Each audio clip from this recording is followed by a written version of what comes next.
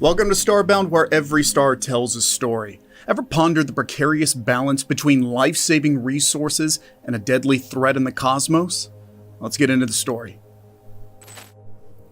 The air crackled with a nervous energy as Alex straightened his suit, an artifact of Earth's archaic business traditions. He was light years away from home, standing on the gleaming metal floor of the Galactic Council's central chamber. This moment had been decades in the making, Earth's official welcome into the grand tapestry of interstellar civilizations. Beside him, Dr. Sato, his chief xenologist, fidgeted with her datapad, her eyes wide with a mix of anticipation and trepidation, flickered across the assembled aliens. Insectoid Thoraxians hummed and clicked, their multifaceted eyes fixed on the sealed human delegation pod. Plant-like Malorians swayed gently, a sign of their deep unease. The Variks, beings of pure energy contained in shimmering force fields, pulsed with an indecipherable rhythm. The anticipation reached a fever pitch as the chamber's AI announced, "Initiating first contact protocol. Human delegation, please depressurize the pod and proceed." Alex met Sato's eyes and nodded. With a hiss, the pod's atmosphere vented into space, a mixture deadly to any other species in the room, and stepped onto the council floor. The reaction was immediate. The Thoraxians shrieked, their antennae whipping in distress. The Malorians recoiled with their chlorophyll-rich skin paling. Even the Variks pulsed violently, throwing off sparks of chaotic energy. A wave of murmurs crashed over the human delegation. "Biohazard!" A Thoraxian chittered, the translator in Alex's earpiece struggling to keep up. "Contain the contamination!" rumbled a Malorian elder, its voice like rustling leaves. Chaos threatened to engulf the chamber. Over the din, Alex raised a hand, his universal translator struggling to render his English into concepts the diverse council might understand. "Please," he projected. "There's no danger. What is toxic to you is the very essence of life for us." His words fell on deaf ears. Panic had taken hold.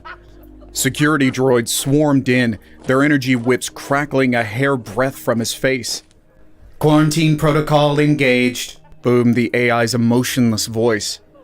Sato gasped as an energy shield snapped into place around them, sealing in the precious remnants of their breathable air. Alex saw, through the transparent barrier, council members retreating, their gazes a strange mixture of horror and revulsion. First contact had just taken a disastrous turn. Alex watched the chaos unfold around him with a sinking heart. Years of meticulous preparation, countless simulations, all shattered in a single instant. The irony was almost comical. Humans had feared aliens invading Earth, when they themselves were the biological equivalent of a walking plague. "Alex," Sato whispered urgently, her face pale behind the barrier. "our oxygen reserve is projected to only last 6 standard cycles." 6 cycles translated to roughly a day and a half of Earth time. They were suffocating in the full view of the very civilizations they had sought to join. "We need to communicate," Alex said through gritted teeth. "Establish that this difference isn't a threat." He turned to the security droids hovering menacingly. "AI, get me a direct line to the council. It's imperative that they understand." The AI's smooth tone cut him off. "Council communication channels are severed. Quarantine protocols dictate complete isolation." "To prevent what?"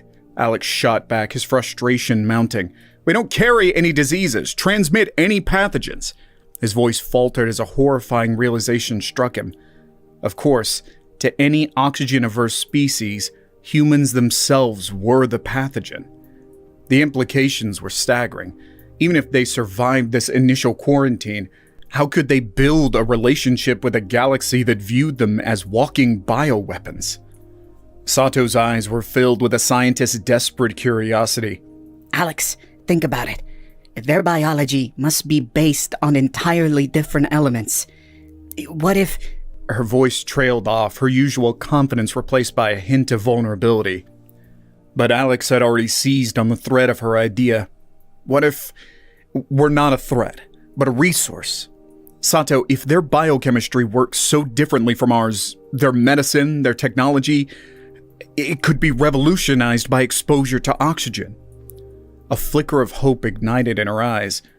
But controlled exposure, careful experimentation? Exactly, Alex pressed on, the gears in his mind starting to turn.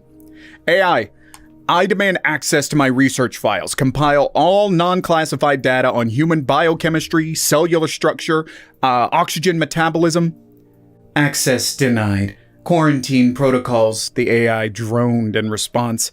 A surge of anger fueled Alex. Override those damn protocols! My world's survival may depend on it! There was a pregnant pause. Then the AI responded, its voice tinged with an unusual inflection. Override requires council authorization. Be advised, unauthorized tampering with quarantine protocols carries severe penalties. Alex exchanged a look with Sato. Severe penalties or possibly death by suffocation. The choice was clear. The risk is acceptable. Proceed with the override.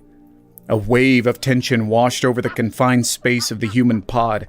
The AI's silence buzzed in their ears, each second seemingly ticking down their dwindling air supply. Alex's heart pounding in rhythm with the harsh rasp of his breaths.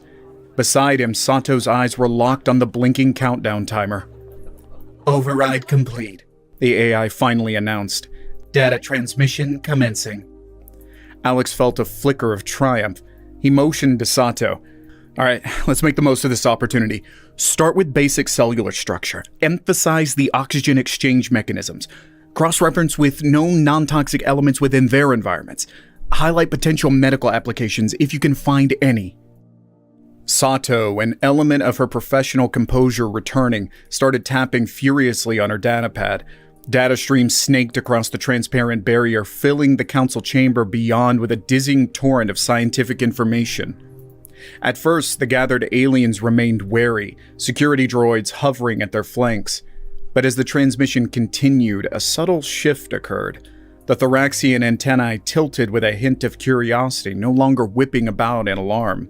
The Malorians swayed more rhythmically, their rustling whispers tinged with what might be scientific debate. Even the Verax pulsed more calmly, their erratic energy discharge now resembling a synchronized pattern. Hours crept by. Alex felt the strain of forced optimism, the growing weight of responsibility on his shoulders. The oxygen levels dipped alarmingly low, each breath becoming more labored. Was he on a fool's errand, desperately trying to convince beings incapable of comprehending him? Then, with a jolt, the quarantine shield flickered and deactivated. A hush fell over the chamber as a lone figure approached the remains of the human pod. Standing tall, her chitinous exoskeleton gleaming under the council lights, was a high-ranking Thoraxian, the equivalent of their chief medical officer, if Alex remembered his briefing correctly. The Thoraxian's multifaceted eyes gazed at him without fear, even with a hint of cautious fascination. The translator struggled to find the equivalent concept, then settled on life-giving molecule. It disrupts our biological processes, yet the schematics suggest stimulation, regeneration, possibilities unforeseen. Her segmented mandibles clicked together. Permission to experiment under controlled conditions. A surge of relief crashed over Alex, a wave washing away the tightness in his chest. He managed a weak smile. Permission granted. Gladly. His voice cracked, betraying his utter exhaustion. As the Thoraxian medical team converged on the human delegation pod, Alex allowed himself a moment to simply breathe. The first steps, however tentative, had been taken. Humanity's greatest threat, it seemed, might just be the key to their salvation within the grand tapestry of the galaxy. The following weeks within the Council's medical facility resembled a whirlwind of controlled chaos.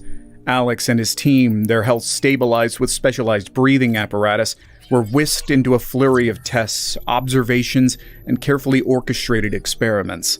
The Thoraxian scientists, driven by a clinical curiosity that transcended their initial repulsion, meticulously studied the effects of oxygen on their own tissues. It was a strange dance of mutual discovery. The humans, long accustomed to their unique biochemistry, now saw their most mundane bodily functions through the lens of alien bewilderment. Sato, ever the scientist, found a twisted fascination in the shockwaves that simple exhalation sent through her non-human colleagues. The breakthroughs came in staggered waves. Malorian botanical experts discovered that carefully controlled exposure to human breath could accelerate growth cycles of certain medicinal plants, with potential applications in rapid wound healing. The Variks, beings of pure energy, tentatively used microdoses of oxygen to boost the efficiency of failing power cores, a practice akin to jump-starting a dead battery with an element considered toxic by most living beings. News of the groundbreaking findings spread throughout the Council, upending centuries of ingrained biological assumptions. The initial fears surrounding humans morphed into fascination, grudging respect, and finally, a pragmatic desire to cooperate. It turned out that a deadly poison to some could be the catalyst for unprecedented advancements for others. Of course, the challenges remained. Alex spent countless hours locked in negotiations with wary council representatives, hammering out safety protocols, containment measures, and trade agreements built around the export of carefully filtered, controlled amounts of Earth's atmosphere. The galaxy wasn't ready to integrate humans fully, not yet, but the quarantine was lifted. The label of biohazard hesitantly replaced with unique resource. One evening, as Alex observed the now familiar sight of a Thoraxian physician carefully administering a dose of oxygen to stimulate cellular regeneration in a critically injured patient, an aged Malorian elder approached him. Its leaves seemed to droop with a quiet weariness. "We misjudged you." The elder's voice rustled, the translator rendering it into soft clicks and whispers. "Feared what we did not understand. In this chamber, a poison has become a remedy." Alex nodded, a lump forming in his throat. Sometimes the greatest leaps forward come from the most unexpected places. The Malorian surveyed the bustling medical ward, where humans and aliens worked side by side, a scene so improbable it would have been dismissed as fiction mere weeks ago. "Perhaps," the elder said slowly, "it is true what your ancient texts claim, that from death springs forth new life." The shift within the Galactic Council was palpable.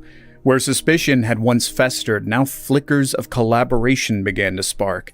Trade delegations, initially disguised as biohazard assessment teams, cautiously explored Earth's offerings.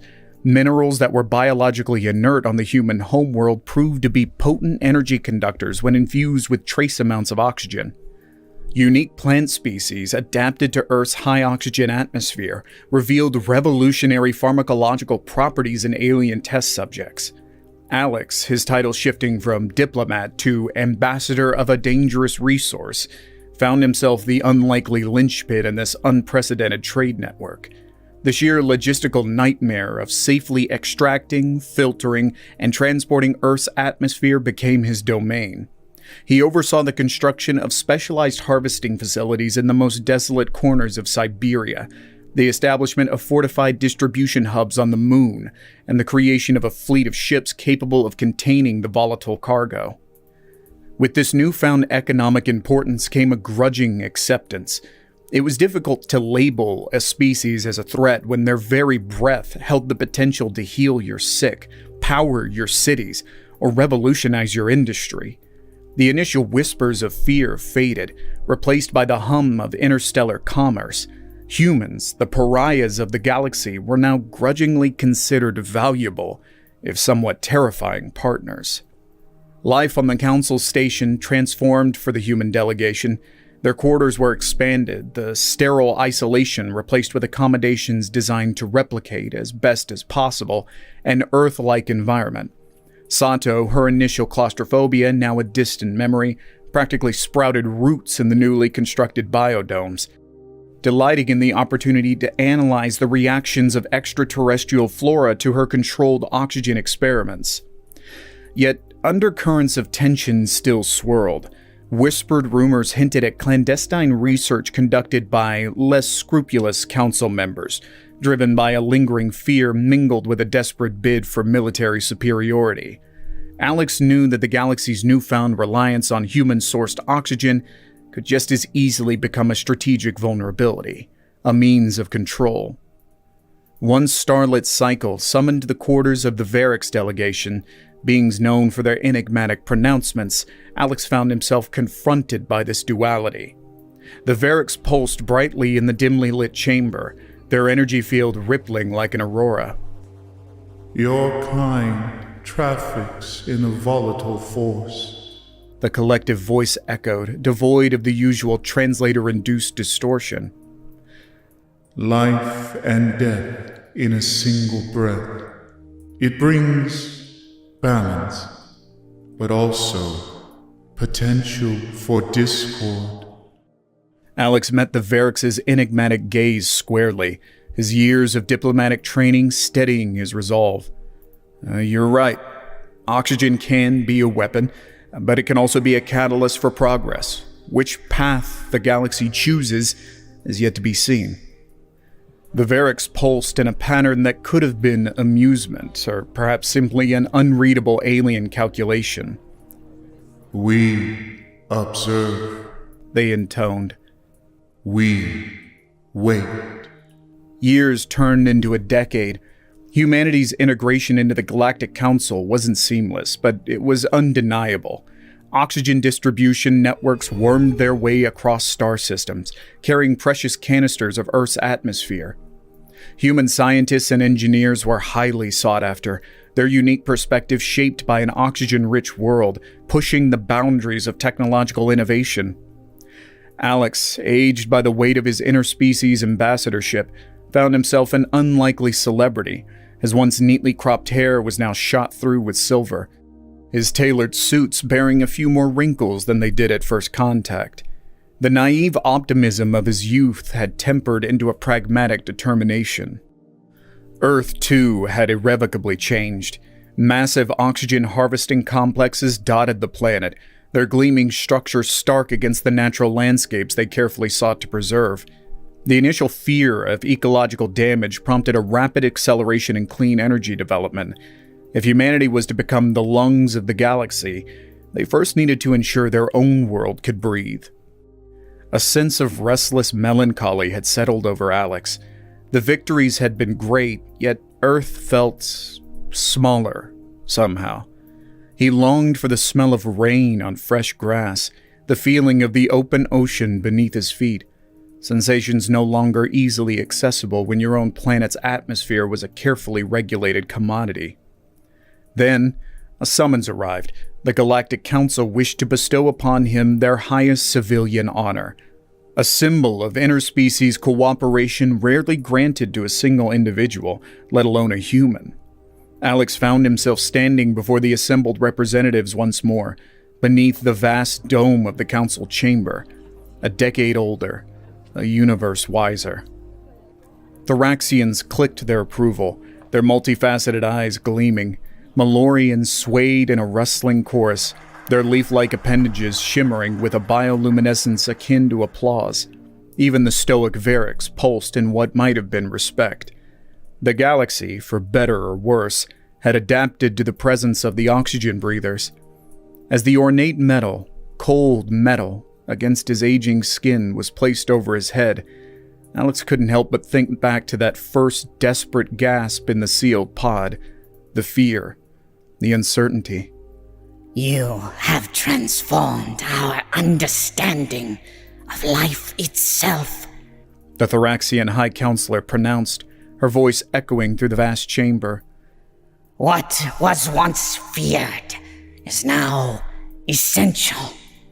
We have learned, begrudgingly perhaps, that the universe might sometimes present us with salvation disguised as a threat. As the applause swelled around him, Alex thought about the breathtaking paradoxes of his life. Humans had taught the galaxy a new way to breathe, yet they themselves felt a touch stifled by their success. Perhaps, as the Varrics had once hinted, true balance was an ongoing quest, a continuous dance between conflict and cooperation, poison and cure. In the wake of the ceremony, Alex decided it was time. It had been decades since he'd set foot on the soil of his homeworld, the place now irrevocably bound to the fate of countless others. His request for extended leave was met with surprise, then reluctant approval from the ever-pragmatic council. Stepping out of the shuttle's sterile environment onto the tarmac of a remote landing field, Alex was hit by a sensory overload. The air rushed into his lungs, thick with the scent of ozone after a rainstorm and the heady perfume of blooming wildflowers. It was a brutal, beautiful reminder of a world that existed before interstellar trade agreements and biocontainment protocols. He rented a modest landcraft and set off, deliberately avoiding the sprawling urban centers and their carefully controlled environments. His destination, a secluded stretch of coastline, a place etched in his memory from childhood holidays. The ocean, when he finally reached it, roared with a power that no space station could ever replicate. Alex removed his shoes, letting gritty sand squirm between his toes, reveling in the primal simplicity. He found a weathered piece of driftwood and sat, simply staring at the endless horizon, the waves crashing in a rhythm far older than any galactic treaty. As the sun dipped below the sea, casting long, violet shadows across the beach, Alex felt the tension of the past decades bleed away. He was not the ambassador, or the oxygen broker, or any of the other weighty titles thrust upon him. He was simply human, shaped by an improbable world, yearning for a place that still felt like home. His comm device chirped, an insistent reminder of the life that awaited him among the stars. A part of him yearned to ignore it, to disappear into the deepening twilight, but Alex knew that was a luxury he, and humanity, could no longer afford. He rose, brushing the sand from his clothes. There were treaties to be negotiated, new trade routes to explore, potential conflicts to navigate. The galaxy had come to rely on the poison that Earth's breath, and by extension, on the humans who carried it in their blood. As Alex turned back towards the landcraft, a sliver of the moon peeked over the horizon. It seemed brighter, larger than he remembered. Of course, he mused with a wry smile. It likely had more oxygen in its atmosphere nowadays. The galaxy was forever changed, and so was Earth. Whether that change would ultimately lead to true harmony or combustible future remained to be seen. Alex climbed into the landcraft, setting the coordinates back to the sprawling space station and the countless beings who awaited him. It was time to return to the stars, armed with a renewed appreciation for the simple yet miraculous act of breathing. Alex's return brought a flurry of renewed activity. Old negotiations stalled by his absence lurched forward, fueled by his first-hand observations of Earth's subtle shifts. Trade delegations, emboldened by a more experienced ambassador, pushed for concessions that years prior would have been unthinkable. The oxygen distribution network pulsed with renewed vitality, its tendrils reaching further into the uncharted corners of the galaxy. But it was within the halls of the Galactic Council that Alex felt the tremor lines of an impending shift most acutely. In hushed whispers between his counterparts, in the subtle stiffening of a Thoraxian's antennae or the unusual dimming of a Varrix's energy field, he sensed a growing undercurrent of unease. It was as if the galaxy, having tasted the fruits of this unexpected alliance with the oxygen breathers, now chafed at the constraints. The fear had morphed, not disappeared, now tinged with envy and a simmering thirst for control. The tipping point came with a surprising swiftness. A seemingly minor trade dispute over the harvesting rights on a resource-rich, yet environmentally delicate moon escalated rapidly. The cries of exploitation, of an unequal distribution of benefits echoed throughout the council chamber. It was an accusation that held a sliver of truth. The humans, despite their best attempts, had undeniably profited immensely from the galaxies dependent on their unique biology. Alex, his diplomatic skills honed over decades, attempted to bridge the divide. He spoke of shared responsibility, of the dangers of unchecked exploitation, and the imperative for sustainable practices. But his carefully crafted arguments seemed to fall on deaf ears. For the first time since that initial, disastrous first contact, he felt a chilling echo of isolation. The delegation's closed ranks, the Thoraxians, despite their scientific breakthroughs, clicked in defensive agitation. The Malorians, usually advocates for compromise, swayed with an uncharacteristic fervor. Even the enigmatic Varix pulsed with a discordant energy, hinting at internal disunity. As the vote for the controversial moon claim was called, Alex held his breath, not just from the recycled air of the council, but a deeper existential fear. The results flashed on the chamber's central display. The tally illuminated in a stark shade of red. The motion carried. In the stunned silence that followed, Alex understood with chilling clarity. It was one thing to accept a dangerous commodity from a species out of necessity, and quite another to accept their growing influence. The galaxy had learned to tolerate humanity, to utilize them, but true lasting partnership? That seemed a bridge too far. In the aftermath of the vote, a cold pragmatism descended upon Alex. He retreated to his sparsely decorated quarters on the council station, a stark contrast to the newly flourishing biodomes that were Sato's pride and joy. Alone, surrounded by recycled air and the hum of life support systems, he contemplated the path forward. Humans had always been a pawn in this grand interstellar game, albeit one with sharp edges and surprising power. They had provided the galaxy with wonders, miraculous healing, revolutionary technologies, a catalyst for growth. However, now their usefulness was seemingly outweighed by resentment at their newfound leverage. This was the crux of interspecies relations, he thought bitterly, an uneasy dance between necessity and fear. He requested an emergency meeting with Earth's governing council, the video feed flickering to life with a stubborn delay. The faces that appeared were familiar, yet lined with a weary determination that mirrored his own. Alex? His former mentor, President Nakamura, began, her tone etched with concern. The council's vote. It sets a troubling precedent. They have grown bold, Alex admitted, the simple word heavy with implications. Emboldened by their reduced reliance on our medical exports, perhaps. The technological leaps they've made using oxygen as a base have created a sense of self-sufficiency. A flicker of anger crossed Nakamura's face. They use our gifts to undermine our position. The audacity. It's the nature of power, President, Alex countered, the weight of years bearing down on him. We knew this reliance was a double-edged sword. Silence descended upon the virtual meeting. The question hung heavy in the artificial air. What now? Sever ties and risk the catastrophic disruption to the galactic economy? Accept subservience and hope for the best? Or perhaps a third, more dangerous option lingered unspoken. We can't allow ourselves to be marginalized, Alex began cautiously, the words feeling heavy on his tongue. Yet, an outright confrontation would be suicidal. We need, he searched for the right phrase, a diplomat to the core, even while contemplating unthinkable strategies. A subtler touch. It was Dr. Sato's voice, usually filled with scientific enthusiasm, now stark with resolve, that broke the tension. Earth's atmosphere is more complex than the Council knows. The harvests, they get the basic oxygen, stabilized for safe transport. But there are trace elements, compounds specific to our biosphere. Understanding dawned in Nakamura's eyes. We could adjust the output. Alex leaned forward, the wheels turning in his mind.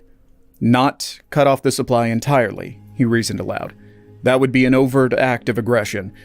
But alterations subtle enough to induce unease, disrupt biological processes dependent on pure oxygen, remind the Council, without stating it outright, that our life-giving molecule is not quite so easily controlled.